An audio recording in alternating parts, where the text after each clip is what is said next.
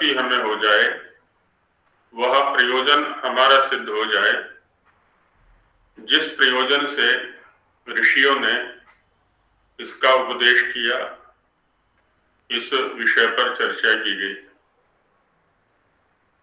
तो पहले इस वाक्य पर देख लेते हैं किनकी समझ में कितना आया, फिर आगे बढ़ेंगे।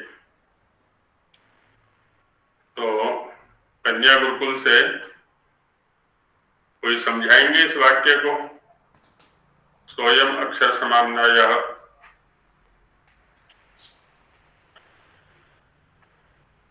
हाँ जी, कन्या गुरुकुल वाले जी।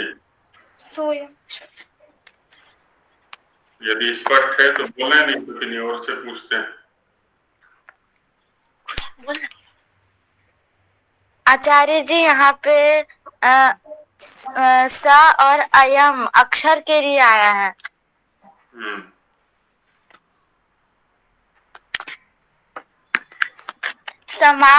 समाम्नाया में सम उपसर्ग ना ना अभ्यास धातु।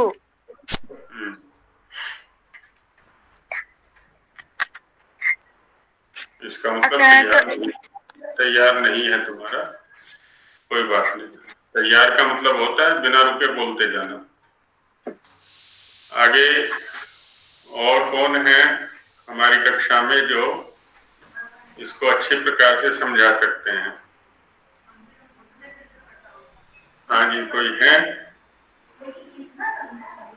रजनी जी समझाना चाह रही है। जी गुरु जी। जी बहन जी सुनाइए।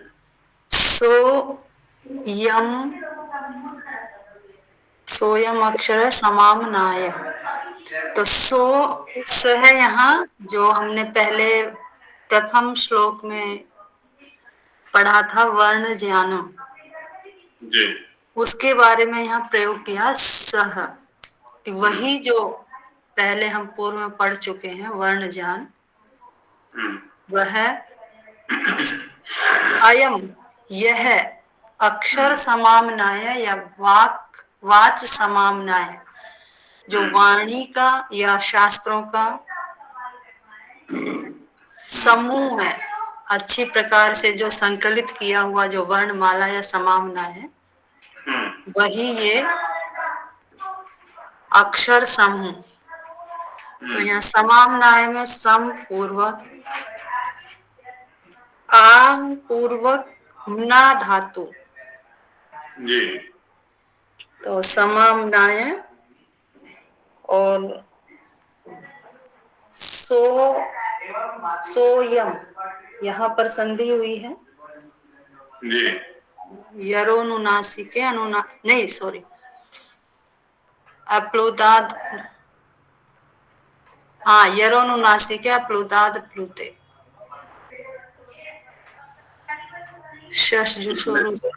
स्वयं में संधि बता रही बहन जी आप?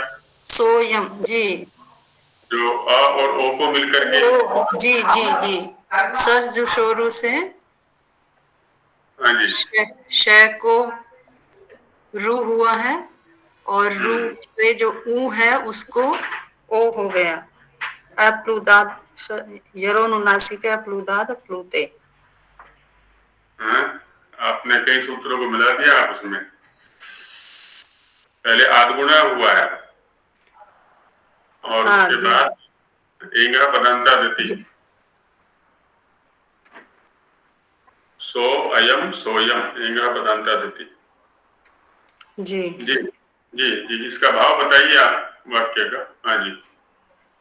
तो इसका भाव जो हम पहले वर्ण ज्ञान को पढ़कर आए हैं, वह यही वर्ण ज्ञान या शास्त्रों का या वाणी का ज्ञान कहें, जी। वही ज्ञान पुष्पित है, फलित है, चंद्र तारकवत। चंद्र तारकवत पुष्पित होता हुआ और फलित होता हुआ चंद्रमा और तारक समूह के समान पुष्पित और फलित होता हुआ प्रतिमंडितो वेदितव्य ब्रह्म राशि। हाँ जी। उसी ब्रह्म राशि को हम्म। वेदितव्य है, जानना चाहिए। प्रतिमंडित है हम्म। मतलब चारों तरफ से सुशोभित होते हुए उसी राशि को जानना चाहिए। जी। जी। और आगे सर्ववेद वाला पुण्य। वाक्य है, हाँ आगे जी। भी जी। सर्व वेद पुण्य फला अवाप्तिश्च अस्य ज्ञाने भवति। हम्म। तो कहा सर्व वेद पुण्य फला अवाप्ति, जो सभी वेदों का जो पुण्य फल है उसको प्राप्त करके अस्य ज्ञाने भवति, इसका ज्ञान होता है। जी, बहुत सुंदर। तो बहन जी ने जो बताया है, इसके अतिरिक्त इस वाक्य के विषय में कोई और बताएंगे? यदि यही आचार्य जी, है तो जी। मैं बताऊं? जी, हितेश नाम लिखा हुआ है इसमें। हाँ जी। जी, तरुणा नाम है मेरा। है तरुणा? जी जी। जी तरुणा जी बताइए, जो बहन जी ने बताया इससे अलग यदि कुछ है तो बताइए। जी, जितना मैं समझ पाई हूँ आचार्य जी उतनी मैं व्याख्या करती हूँ इसकी। जी बोलिए। सो सो अयम अर्थात सह अर्थात पूर्व सूत्र में वर्णित अर्थात प्रत्याहार सूत्रों में जो वर्णित है हम्म। हम्म। वर्ण, और अयम अयम अर्थात जिसके ऊपर चर्चा हो रही थी वर्णों के विषय में, उसी को अक्षर समामना है, उसी को अक्षरों का समूह बोला जाता है, वही अक्षरों का समूह है। और वाक समामनाय है, उसी को वाणी अर्थात शब्दों का समूह ऐसा जानना चाहिए। शब्दों जी। का समूह वही है जो अक्षरों का समूह है, जिसकी ऊपर भी चर्चा हुई थी और पूर्व सूत्र अर्थात प्रत्याहार सूत्रों में वहां पे भी चर्चा हुई थी। जी। और पुष्पितः फलितस, वह जो, और यह जब यह शब्दों का समामनाय पुष्पित और फलित होता है, हम्म। और पुष्पित और फलित होता हुआ अर्थात जब हम गौण और मुख्य दोनों ही शब्दों के अर्थों को जान लेते हैं, अर्थों को जान के उनका व्यवहार करते हैं, तो ब्रह्म राशि, तो यह ब्रह्म अर्थात शब्दों की राशि, शब्दों का जो समूह है वो प्रतिमंडित सुशोभित होता है, शोभायमान होता है। चंद्र तारकवत, जिस तरह रात्रि के आकाश में चांद और तारे सुशोभित होते हैं, उसी प्रकार जब यह ब्रह्म राशि पुष्पित और फलित होती है तो यह भी शोभायमान होती है। वेदितव्य, ऐसा जानना चाहिए। जी। और सर्व वेद पुण्य फलावाप्ति च जानी भवती, और अस्य अर्थात इस ब्रह्म राशि शब्दों के समूह के ज्ञान में ही सर्व वेद पुण्य, सभी वेदों के पुण्य का फल वाप्ति प्राप्त होता है। बहुत सुंदर, बहुत अच्छा अर्थ आपने किया इसका। अच्छा, अब किन्हीं को कोई शंका है इस वाक्य में या पहले वाले श्लोकों में? कुछ ज्ञातव्य हो तो वो बताएं, नहीं तो फिर आगे चलते हैं। प्रणाम आचार्य जी। आचार्य जी, जी प्रीति नमस्कार। प्रीति जी बोल रही है कुछ पहले। जी जी प्रीति। हाँ जी। आचार्य जी, मैं ये पूछना चाहती थी, जैसे इसमें ये बताया है कि अगर हम साधु वर्णों का उच्चारण करेंगे, शुद्ध वर्णों का उच्चारण करेंगे, तो वो वेदों के पढ़ने के फल के बराबर है। हम्म। तो क्या हमारे भाव भी ऐसे ही होने चाहिए कि शुद्ध वर्ण निकले? जैसे व्यवहारिक जीवन में हम कई बार यूं होता है कि भाई भाव हमारे अंदर से अच्छे नहीं होते, पर फिर भी भावों के अनुसार ही हम शब्दों का प्रयोग करते हैं। तो अगर भाव अच्छे नहीं है तो शुद्ध या साधु शब्द कैसे निकलेंगे मुख से? ठीक बात है। तो यहाँ आपकी जो शंका है उसके दो विभाग हैं। पहला ये है कि क्या इन वर्णों के ज्ञान से सभी वेदों के अध्ययन से उपलब्ध होने वाले पुण्य फल की प्राप्ति हो जाएगी? तो ऐसा नहीं है। माने कोई ये सोचे कि हम 14 प्रत्याहार सूत्रों को याद कर लें, इनसे बनने वाले प्रत्याहारों को जान लें, इनके प्रत्याहारों के प्रयोग को जान लें, तो उससे वेदों के अध्ययन से प्राप्त होने वाले पुण्य फल को के भागी बन जाएंगे। इसको इस रूप में समझना चाहिए, ये क्या है? आधार है, नींव है, प्रवेश द्वार है। यहीं से हम वेदों तक पहुंचने का मार्ग प्राप्त करते हैं, हमारा मार्ग प्रशस्त होता है।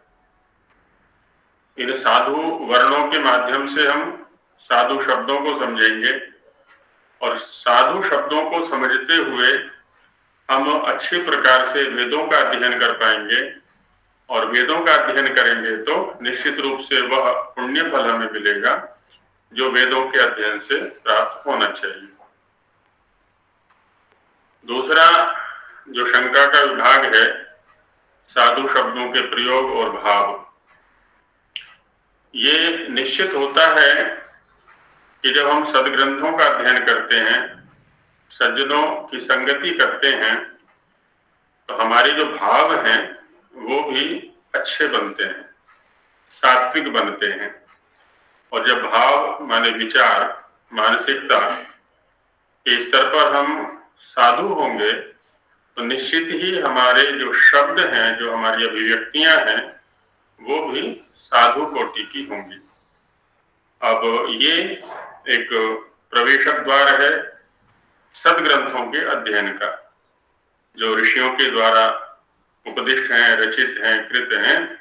धीरे धीरे धीरे धीरे हम उन ग्रंथों का अध्ययन करेंगे तो वेद की ओर बढ़ेंगे और सद्भाव बनेंगे, सद्विचार बनेंगे, तो सत शब्दों का प्रयोग भी हम कर सकेंगे। तो ये समझना चाहिए इसको। जी आगे अर्चना जी कुछ कहना चाह रही थी। जी आचार्य जी, ये जो समाम्नय शब्द है ना, इसमें सम उपसर्ग और आंग उपसर्ग है, ओमना अभ्यास धातु है। तो इसमें हम लोग मतलब मैंने सुना था, आप बोले थे जिसका अच्छी प्रकार से पाठ किया जाए या अभ्यास किया जाए।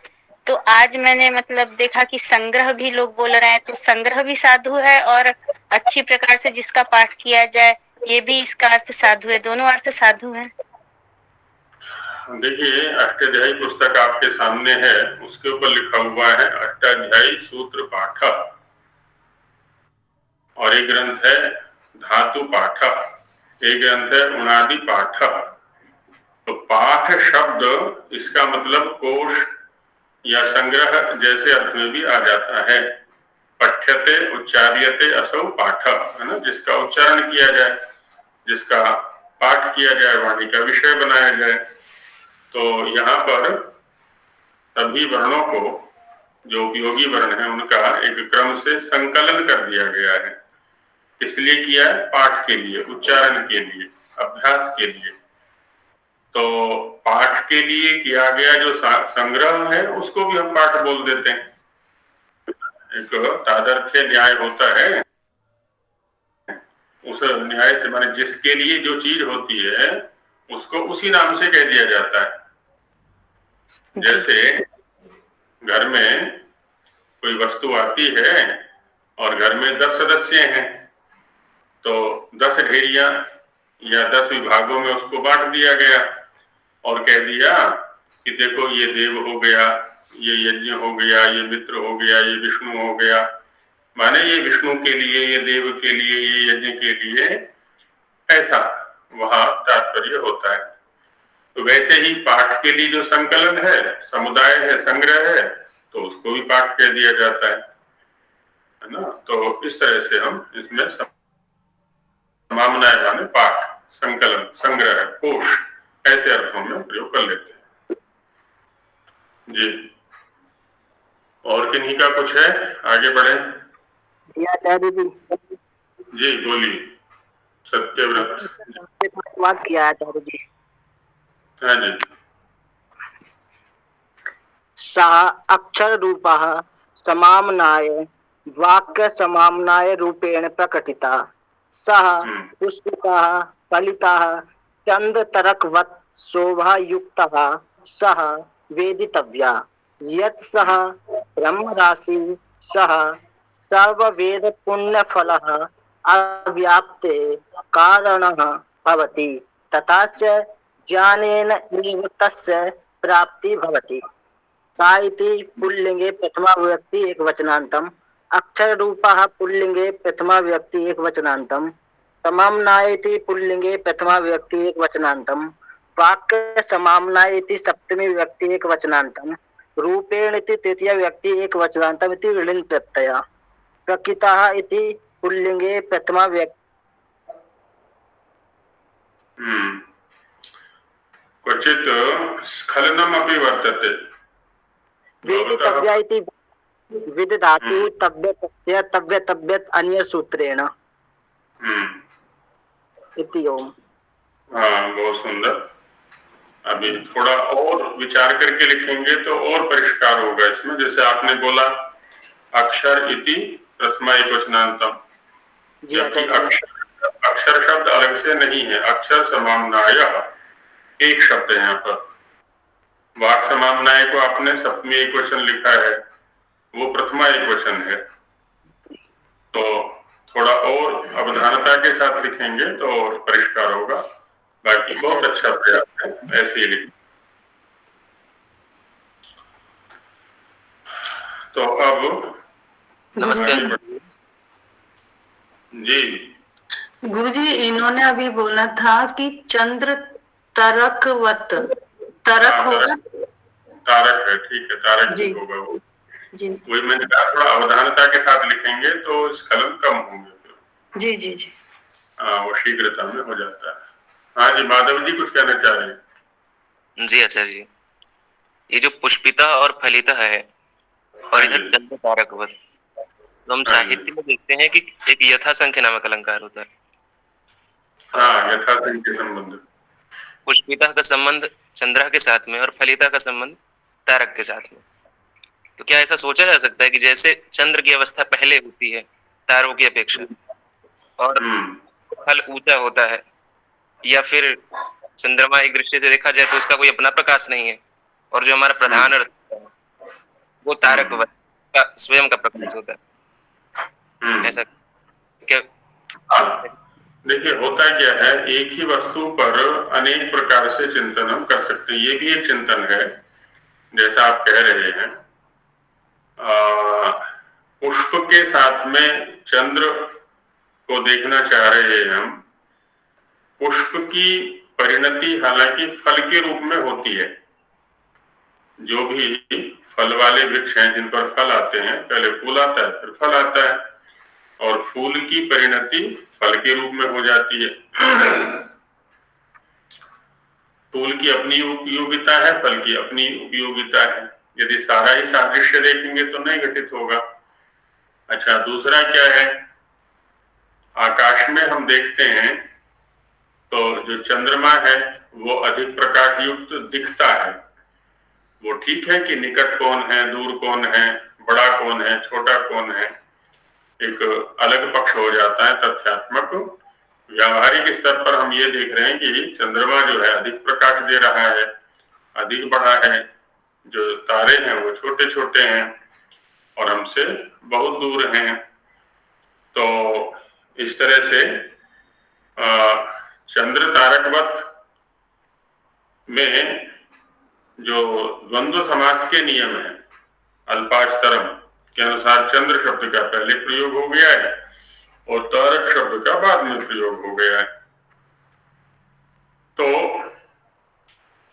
तारक की अपेक्षा, तारकाओं की अपेक्षा चंद्रमा की जो उपयोगिता है वो अधिक होती है हमारे लिए व्यावहारिक स्तर पर। ये तात्विक स्तर पर वह कथन भी ठीक है आपका कि चंद्रमा की अपेक्षा जो तारे हैं उनका अपना प्रकाश है और उनकी अपनी एक स्वतंत्र सत्ता है। व्यावहारिक दृष्टि से हम ये कह सकते हैं कि चंद्रमा प्रधान है। इसीलिए साहित्यिक जगत में एक शब्द आता है उडुराट। उडु कहते हैं नक्षत्रों के लिए, राट माने राजा। तो नक्षत्रों का राजा चंद्रमा को कहा जाता है। तो उडुराट माने नक्षत्रों का राजा। अब यदि तात्विक दृष्टि से देखें तो नक्षत्र तो बहुत बड़े बड़े हैं, चंद्रमा तो उनके सामने बहुत छोटा है, पृथ्वी से छोटा है। तो लेकिन जो दृष्ट है हमें व्यवहार में, उसमें यही देखने में आता है कि जो चंद्रमा है वो बड़ा है, प्रकाश दे रहा है, चांदनी दे रहा है, इसलिए निशाकर आदि शब्दों का प्रयोग भी उसी के लिए करते हैं, है ना, नक्षत्रों के लिए ना करके। तो दृष्टि भेद से अर्थभेद ले सकते हैं जी। चलिए आगे बढ़ा जाए। अब वर्णों की उत्पत्ति की प्रक्रिया क्या है ना? अभी तक इस विषय पर लगभग लोगों का ध्यान नहीं गया होगा। माताएं नवजात शिशु को उच्चारण सिखाती हैं, पिता सिखाते हैं, आचार्य सिखाते हैं। तो हमने तो यही देखा है, इधर हम मुंह खोलते हैं, जो चाहते हैं वर्ण निकलने आरंभ हो जाते हैं मुख से। वैसे ही अपेक्षा हम अपने बच्चों से करते हैं कि अ बोलो, आ बोलो, तो क बोलो, आदि आदि उससे बुलवाते हैं हम, ओम बोलो। तो लेकिन ये वर्ण आ कहां से रहे हैं, इसके पीछे प्रक्रिया क्या है? एक शब्द का प्रयोग करते हैं हम, उच्चारण। उच्चारण का अर्थ क्या है? उत कहते हैं ऊर्ध्व, है ना। उत जो उपसर्ग है वो ऊर्ध्व अर्थ में आता है, ऊपर। ऊर्ध्व माने ऊपर, और चारण माने गति। चर गतौ धातु है, तो चारण माने गति। तो जब किसी वर्ण की अभिव्यक्ति हमें करनी होती है तो वायु ऊपर की ओर चलता है नाभि से। ये हमने देखा भी है, जब हम बोलते हैं नाभि अंदर की ओर जाता है और वायु ऊपर की ओर आता है ना। कोई भी व्यक्ति संपूर्ण श्वास को बाहर निकाल करके उच्चारण नहीं कर सकता। अंदर श्वास लेते हैं तब वह वायु ऊपर को उठता हुआ किसी ना किसी वर्ण के अभिव्यक्ति में निमित्त बनता है। तो आगे जो 2 श्लोक आ रहे हैं, इनके माध्यम से इसी सिद्धांत पर चर्चा की जाएगी कि इनकी उत्पत्ति कैसे होती है, अभिव्यक्ति कैसे होती है।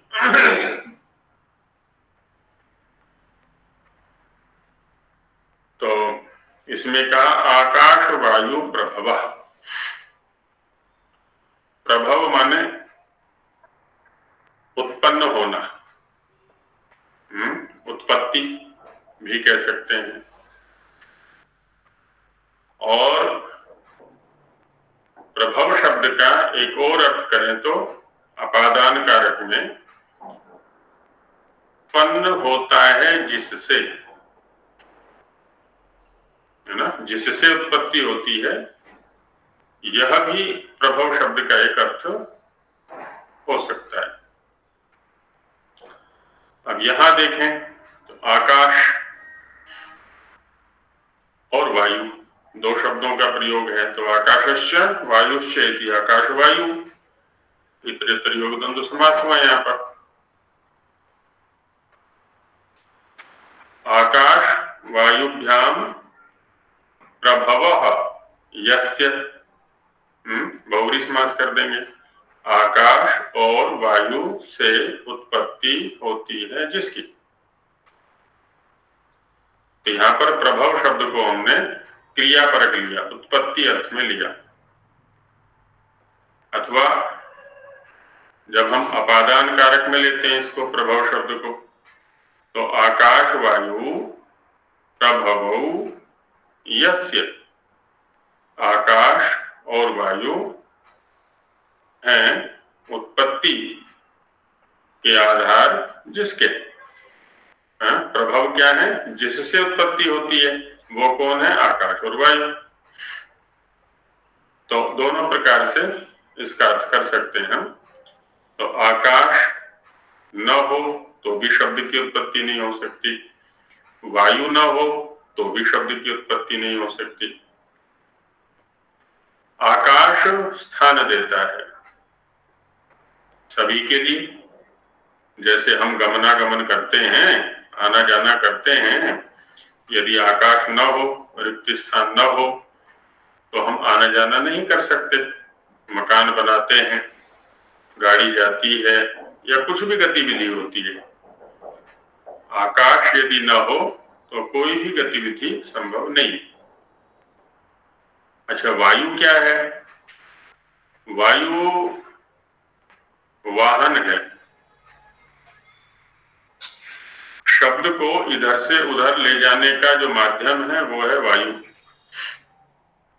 जब वक्ता किसी शब्द का उच्चारण करता है और वह शब्द श्रोता तक पहुंचता है, यदि मध्य में वायु का विच्छेद कर दिया जाए, वायु को काट दिया जाए, वायु का संपर्क बाधित कर दिया जाए, तो श्रोता तक वह शब्द नहीं पहुंच सकता। जैसे जल के अंदर या मध्य में शीशा लगा दें, कांच लगा दें, या दीवार से पार होना, तो वायु का अव्याहत रूप में, निर्बाध रूप से गति होना आवश्यक है, तभी शब्द इधर से उधर जा पाएगा और उधर से इधर आ पाएगा। तो हमें जो उपलब्धि होती है शब्द की, आकाश और वायु के माध्यम से ही होती है। हम चाहे शब्द का उच्चारण करें, श्रोता तक पहुंचाना हो, तब भी हमें आकाश और वायु चाहिए, और किसी वक्ता से हमें शब्द सुनना हो तो भी आकाश और वायु चाहिए। तो सीधे सीधे जो उपलब्धि होती है शब्द की, हमें आकाश और वायु के माध्यम से होती है। जैसे कोई कहे कि ये कपड़ा तुम कहां से लाए, कोई वस्त्र लेकर के आए, चाहे वो सिला हुआ लाए, चाहे सामान्य वस्त्र लाए, तो क्या होता है, दुकानदार का परिचय दिया जाता है कि उस दुकान से लाए, क्योंकि उसी दुकान से हमें साक्षात उपलब्धि हुई है वस्त्र की, वही निमित्त बनाए। अब उस दुकानदार के पास कहां से आया, किसी कंपनी से, उस कंपनी में कैसे आया, क्या क्या रॉ मटेरियल इकट्ठा किया गया, कपास कहां से लाए, उसका कैसे शुद्धिकरण किया, सूत बनाया, सूत से कपड़ा बनाया, आदि आदि जो भी प्रक्रिया है, उससे हमें कोई लेना देना नहीं है। तो हम कोई भी वस्तु लेके आते हैं, कोई भी वस्तु हमें साक्षात जहां से उपलब्ध होती है, हम उसी का नाम बता देते हैं कि उस दुकान से हम लेके आए। ठीक ऐसे यहां पर भी है, आकाश और वायु का यदि संयोग न हो, की उपलब्धि यदि न हो, तो शब्द गति नहीं कर सकता, शब्द उपलब्ध नहीं हो सकता, शब्द इधर से उधर नहीं जा सकता। इसलिए कहा कि आकाश वायु प्रभव, आकाश और वायु से ही वह उत्पन्न होता है। अब ये चर्चा हुई बाहर की। अब जो शब्द हमें मुख के अंदर प्राप्त हो रहा है, वो मुख के अंदर कहां से आया, तो अंदर की ओर प्रवेश करते हैं, इसकी प्रक्रिया पर चलते हैं। उसमें कहा शरीरात् समुच्चरण। शरीर शब्द का प्रयोग सामान्यतः इस संपूर्ण शरीर के लिए होता है ना, जिसको बॉडी बोलते हैं, शरीर बोलते हैं, काय बोलते हैं, काया बोलते हैं, अंगों का जो ये समुदाय है, इसके लिए शरीर शब्द का प्रयोग होता है। लेकिन हमने देखा है कि समुदाय के लिए प्रयोग में जो शब्द आते हैं, उन्हीं शब्दों का समुदाय के एक अवयव में भी प्रयोग हो जाता है। समुदाय के एक अवयव में भी प्रयोग हो जाता है। जैसे कोई शहर से एक दिन एक व्यक्ति आया, उसने गाय नहीं देखी थी कभी, आकर के पूछा गौशाला में, सुना है कि यहाँ गौएं रहती, हमें बताओ भाई गाय कौन सी है, कपिला गाय कौन सी है, गौरी गाय कौन सी है, अथवा अलग अलग प्रजाति की गौएं होती हैं, गीर गाय कौन सी होती है। तो जो गोपालक था उस नागरिक को गौ के पास ले गया। अब उसने क्या किया, गाय के किसी एक अंग पर हाथ रखा, या तो पूंछ को पकड़ा, या सींग पर हाथ रखा, या ककुद जो मध्य में उठा हुआ भाग है वहां हाथ रखा, कहीं पर भी एक अवयव पर हाथ रखा और कहा कि देखो ये गीर गाय है, यह गीर गाय है, जबकि उसने तो एक अवयव पर हाथ रखा हुआ है। तो अवयव, अच्छा सामने वाला भी समझ जाता है कि ये अवयव गीर गाय नहीं है, अपितु संपूर्ण समुदाय का नाम गीर गाय है। लेकिन वहां अवयव में भी गीर गाय शब्द का प्रयोग हो रहा है। ऐसे ही हमारी माताएं बहनें, आजकल तो खैर कांड शब्द कम होते होंगे, पहले लकड़ी का या उपले का चूल्हा होता था, जब माताएं बहनें चूल्हे के पास बैठ करके रोटी सब्जी दाल आदि बनाती थी। अब ध्यान नहीं गया तो उनके दुपट्टे में कहीं से कोई वो लग गया पतंगा आग का, तो क्या कहते हैं कि मेरा दुपट्टा जल गया या मेरा कुर्ता जल गया। अब ये दुपट्टा पूरा तो जला नहीं, कुर्ता पूरा तो जला नहीं, उसका तो एक अवयव में कोई छेद हो गया है, अग्नि का संपर्क हो गया है, लेकिन प्रयोग यही किया कि दुपट्टा जल गया या कुर्ता जल गया। तो माने इस व्यवहार से ये सिद्ध हो रहा है कि समुदाय के लिए व्यवहार में आने वाले शब्दों का प्रयोग अवयव में भी हो जाता है, एक देश में भी हो जाता है। समुदायेषु ही प्रवृत्ताः शब्दाः अवयवेषु अपि वर्तन्ते। इसी न्याय से यहाँ शरीरात शब्द का जो प्रयोग हो रहा है, शरीर के एक देश नाभि के लिए हो रहा है यहाँ पर। तो शरीरात माने नाभे, नाभि से पंचमी का प्रयोग है यहाँ पर। समुच्चरण, सम माने अच्छी प्रकार से, उत माने ऊपर की ओर, चरण माने गच्छन, अच्छी प्रकार से ऊपर की ओर गति करते हुए। वक्त्रम, वक्त्र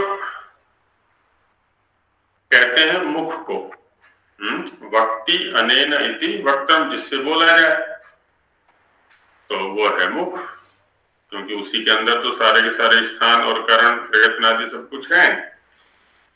तो उसका आरंभ जहां से हो रहा है, उसका जो प्रवेश द्वार है अंदर की ओर से, कंठ कह सकते हैं, उसमें भी वक्त्र शब्द का प्रयोग कर दिया जाता है उसी न्याय से, है ना। समुदाय में प्रवृत्त होने वाले शब्दों का प्रयोग एक देश में भी हो जाता है। जैसे कहते हैं ना, विद्यालय के द्वार पर पहुंचे, हम विद्यालय में पहुंच गए, अभी तो द्वार पर पहुंचे हुए हैं, लेकिन फिर भी कह दिया हम विद्यालय पर पहुंच गए। गांव के प्रवेश द्वार पर पहुंचे तो कह दिया हम गांव में पहुंच गए। ठीक वैसे यहाँ पर भी वक्त्र के मुख पर पहुंचे तो उसके लिए भी वक्त्र शब्द का प्रयोग कर दिया है।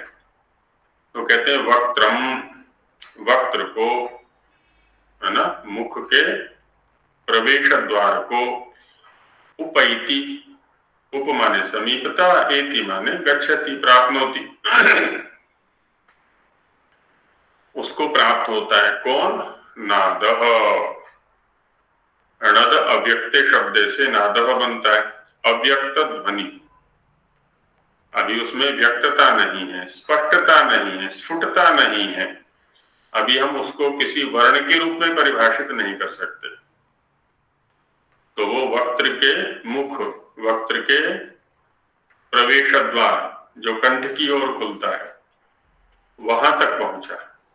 यहां तक एक प्रक्रिया दिखाई यहाँ पर कि नाभि से उठता हुआ नाद और वह ऊपर वक्त्र को, माने वक्त्र मुख, वक्त्र का जो प्रवेश द्वार है उसको प्राप्त होता है, और वहां तक प्राप्त होने वाला जो वायु है उसकी स्थिति होती है नाद। नाद माने अव्यक्त ध्वनि, स्पष्ट नहीं है। उसके बाद जब वो प्रवेश द्वार से आगे मुख की ओर बढ़ता है नाद, वह अव्यक्त ध्वनि, वह वायु जब मुख की ओर बढ़ता है तो कहा कि स्थानांतरेषु, मुख के अंदर क्या है ना, दो अवयव हैं, जिसको हम जबड़ा बोलते हैं ना, मुख। तो उसके एक ऊपर वाला भाग है, एक नीचे वाला भाग है। जो ऊपर वाला भाग है वो स्थायी है, स्थिर है, हिलता डुलता नहीं है। जो नीचे वाला भाग है वो चलायमान है, गतिशील है, हिलता डुलता है, कभी नीचे जाता है कभी ऊपर जाता है। जब हम भोजन को चबाते हैं तो नीचे वाला भाग ही ऊपर की ओर जा करके सटता है दांतों में, तो भोजन का चर्वण हो जाता है। ऐसे ही जब शब्दों को बोलते हैं तो नीचे वाले जो अवयव हैं वो ऊपर जाके लगते हैं। तो हम ये कह सकते हैं कि जो नीचे वाला भाग है वो है करण, वह है साधन, जिसमें से जिह्वा भी है, नीचे के दांत भी हैं, नीचे का ओठ भी है ना। ये सब ऊपर के अलग अलग स्थानों पर स्पर्श करते हैं। और जो ऊपर वाला भाग है मुख में वो है स्थान,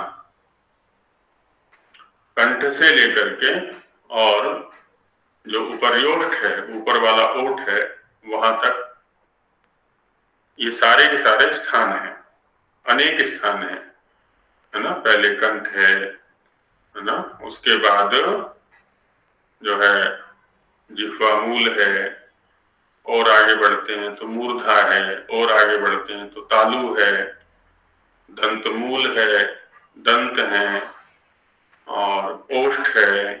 ये सब क्या है, स्थान है। अंतर माने भिन्न, अलग अलग, स्थानांतरेषु माने अलग अलग स्थानों पर, स्थानांतरेषु अलग अलग स्थानों पर। क्या, प्रविभज्यमान, प्रकर्षेण विशेषेण, विभज्यमान से विमान, अच्छी प्रकार से विभक्त होता हुआ, सेवित होता हुआ, धारण किया जाता हुआ। अब ये वक्ता माने आत्मा की इच्छा के ऊपर निर्भर है कि उस वायु का, उस नाद का किस स्थान विशेष पर प्रविभाग करना है, सेवन करना है, धारण करना है। जहां वक्ता चाहेगा, जहां आत्मा चाहेगा, वही जाकर के वो वायु सेवित होगा, अन्य किसी स्थान पर नहीं।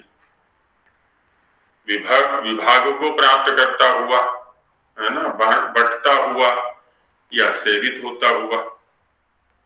वर्णत्वम आगच्छति, वर्ण रूप को प्राप्त करता है ना। वर्णत्व माने वर्ण स्वरूप को, आगच्छति प्राप्त होती, वर्ण भाव को प्राप्त करता है। जो, है ना, यह माने जो, स माने वह, क्या है जी, शब्द, उसका नाम है शब्द। तो यहां पर 3 स्तरों पर चिंतन किया गया। एक बाह्य स्तर पर, जहां हमें शब्द की उपलब्धि होती है, वक्ता से श्रोता के पास जाता है। दूसरा, शरीर के अंदर जो प्रक्रिया चलती है उसके 2 विभाग किए।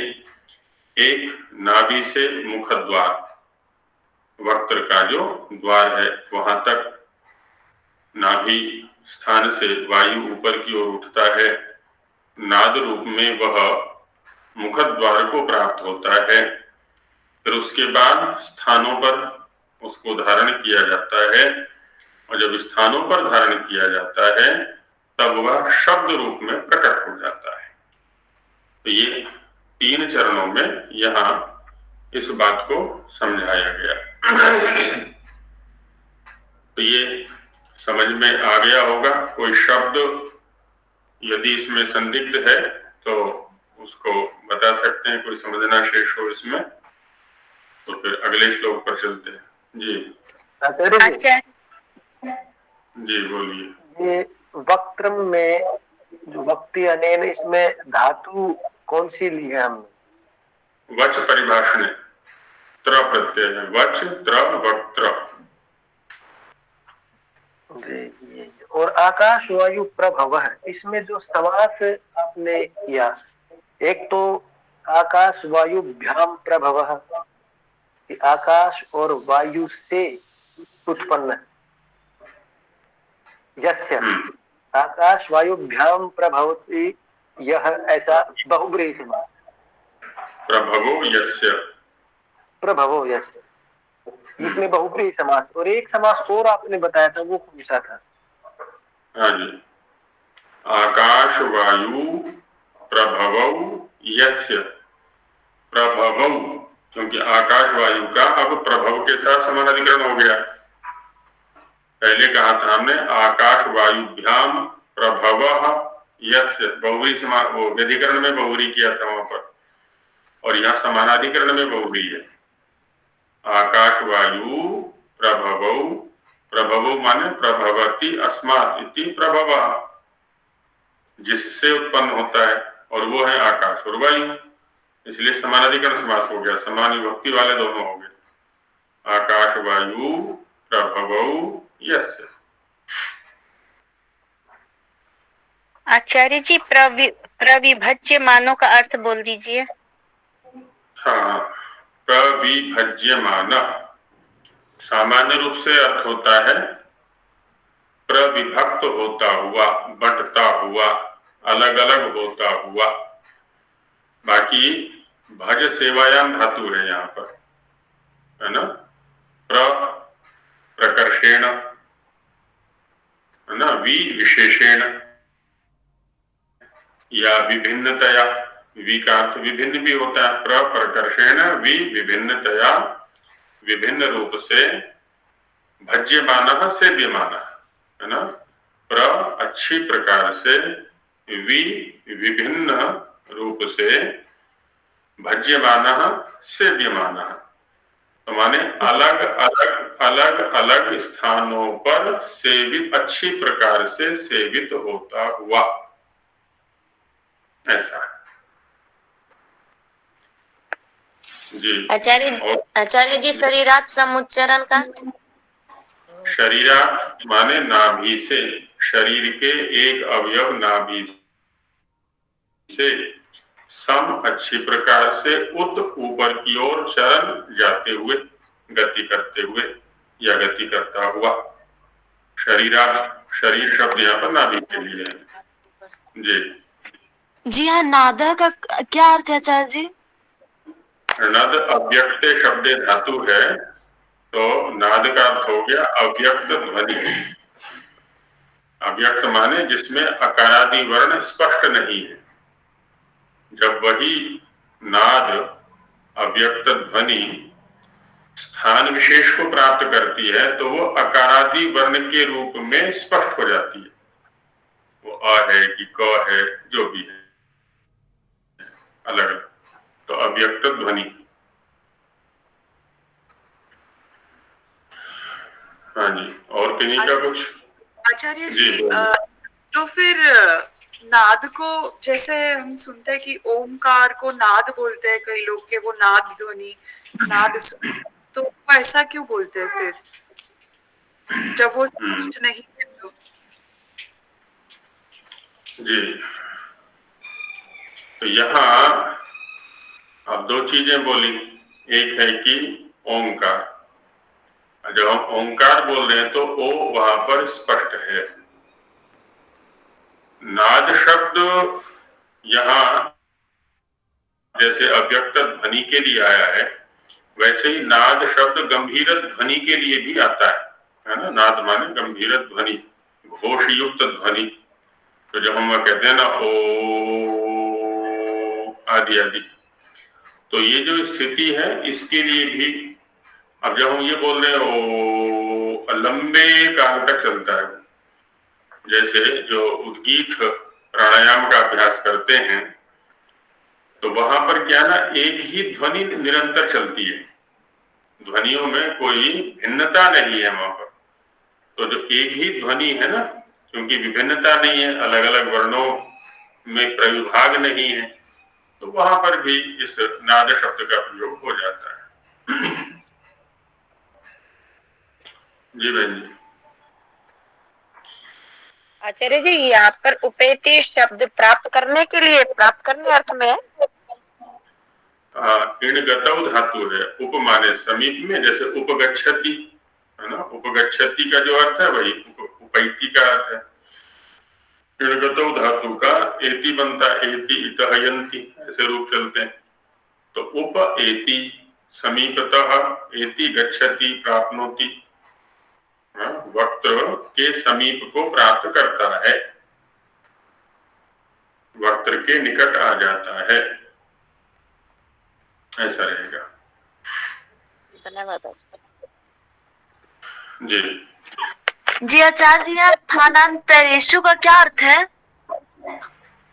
अंतर माने भिन्न, और स्थान तो यत्र स्था वर्णा उपलभ्यन्ते तत् स्थानम, विभिन्न स्थानों पर, अलग अलग स्थानों पर, यह अर्थ हो जाएगा। स्थानानि चतानि अंतराणि स्थानांतराणि तेषु, अंतर माने विभिन्न, अलग अलग, जो कंठ, तालु, मूर्धा, ओष्ठ, दंत आदि आदि ये स्थान है सारे के सारे।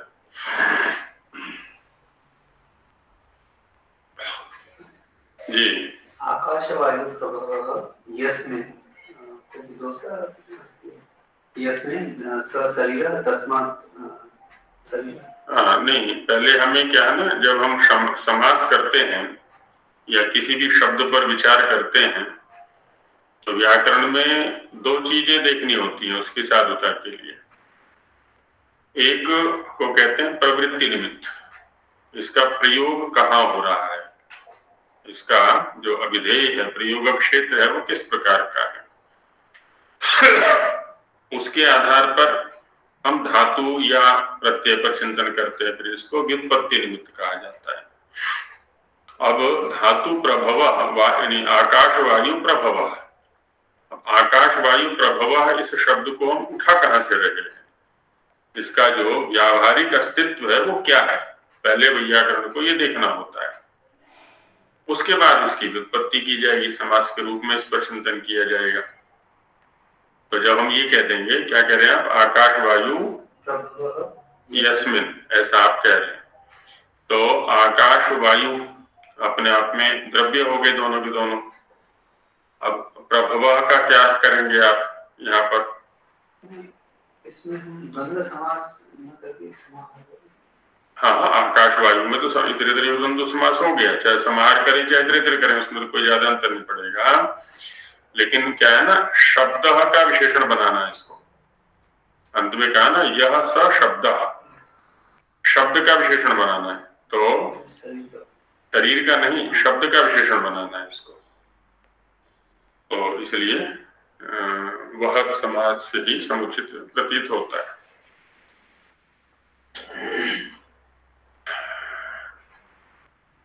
अब आगे और थोड़ा आचार्य जी, एक शंका थी। इसमें आपने कहा कि इसमें तीन चीजें बताई गई हैं। एक जो शरीर के बाहर है, जो आकाश और वायु से उसका इधर उधर आना जाना होता है। एक जो नाभि से मुख के द्वार तक, जिसको नाद कहते हैं, और उसके बाद वो अलग अलग स्थानों पे लग के शब्द बन जाता है। तो जो बाहर आपने बताया आकाश और वायु से जो उत्पन्न होता है, उसको क्या शब्द ही कहेंगे? बिल्कुल, मैंने इसलिए वहां पर दुकानदार का उदाहरण दिया था जी। श्रोता को जो उपलब्ध हो रहा है वो आकाश और वायु के माध्यम से हो रहा है। यदि आकाश न हो मध्य में तो शब्द श्रोता को उपलब्ध नहीं होगा, और वायु ना हो तो भी उपलब्ध नहीं हो, क्योंकि वायु जो है उसका वाहन बनता है। वायु पर आरूढ़ होकर के, वायु पर चढ़ करके शब्द वक्ता से श्रोता तक पहुंचा करता है, इसमें अपनी गति नहीं है। जी धन्यवाद। इस दृष्टि से ये प्रयोग कर दिया है यहाँ पर। अब इसी विषय को थोड़ा और अंदर लेकर के चलते हैं। अभी तो बाह्य उपलब्धि के स्तर पर चिंतन किया था, स्थूल शरीर के स्तर पर चिंतन किया गया था। स्थूल शरीर को कैसे शब्द की उपलब्धि होती है। अब एक स्थूल शरीर तो क्या है, साधन है, अपने आप तो वो कोई क्रिया कर नहीं सकता, उससे क्रिया कराने वाला कोई चाहिए। किसी चेतन सत्ता के बिना कोई भी स्थूल साधन या जड़ साधन, है ना, शरीर तो जड़ है, ये साधन है, तो चेतन की सत्ता, चेतन की चेष्टा, क्रिया या प्रयत्न के बिना ये शरीर काम नहीं कर सकता। तो चेतन से आरंभ होकर के इस क्रिया का, इस प्रक्रिया का और इस स्थूल शरीर तक जो उपलब्धि है वो कैसे है, उसका क्रम क्या है, उसके ऊपर चर्चा अग्रिम श्लोक में कर रहे हैं। आगे से हम एक और थोड़ा सा इस कक्षा में बढ़ाना चाहेंगे कि कोई भी जो हम में से जागरूक हैं, जागरूकता का भी परिचय मिलता रहेगा ना थोड़ा बीच बीच में। एक तो जो पाठ यहाँ चलता है उसको सुनने से भी जागरूकता का परिचय मिलेगा। अभी सबके नाम भी मेरे सामने नहीं है, नहीं तो अभी कुछ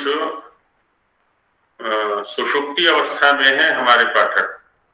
सुषुप्ति अवस्था में माने अभी उनसे परिचय नहीं हो पा रहा है। 4-5 ही जो जागरूक स्थिति में है, जागृत अवस्था में है, ये भी कह सकते हैं, जो बार बार पूछ भी रहे हैं, है ना, उनमें संवेदना भी दिख रही है। तो हम चाहते हैं कि ये संवेदना सभी पाठकों के अंतर्गत आ जाए, अंदर आ जाए। तो जो अभी सुषुप्त दशा में है उनको जागृत किया जाएगा उनके नाम ले लेकर के। तो कोई श्लोक लाएं अपनी ओर से आप,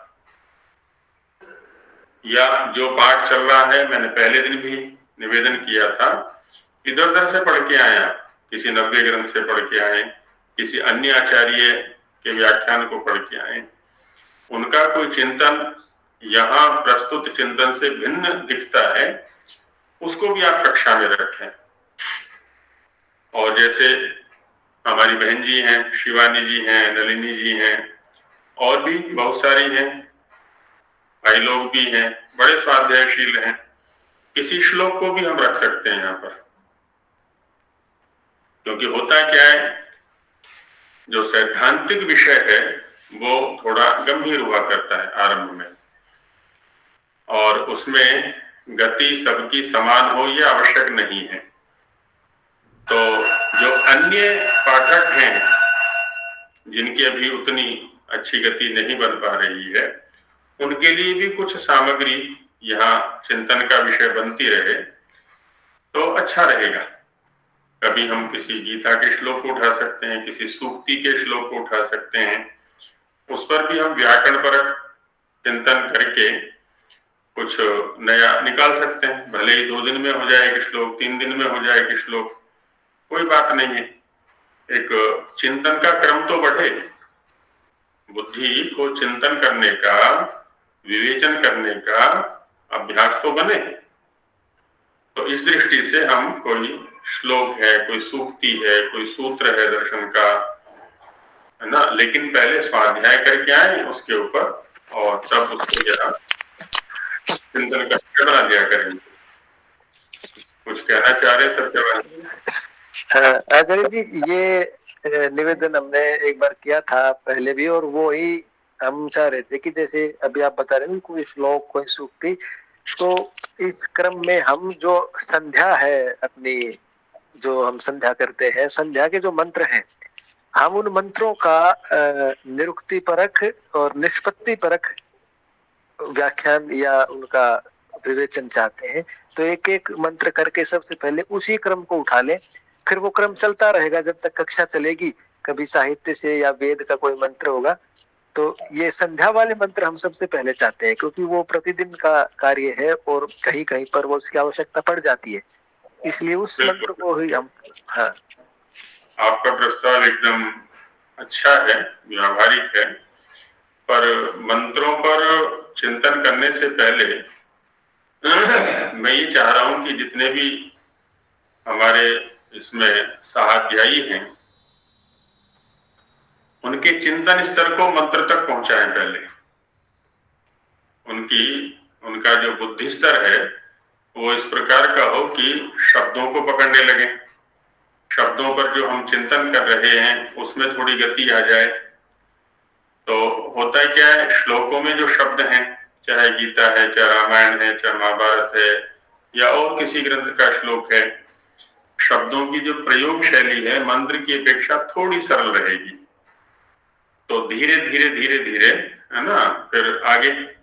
अच्छा, और दूसरा साथ में ये भी चाहता हूं मैं कि उधर से कोई चीज उठे, अपेक्षा के इसके कि मैं अपनी ओर से प्रस्तुत करूं।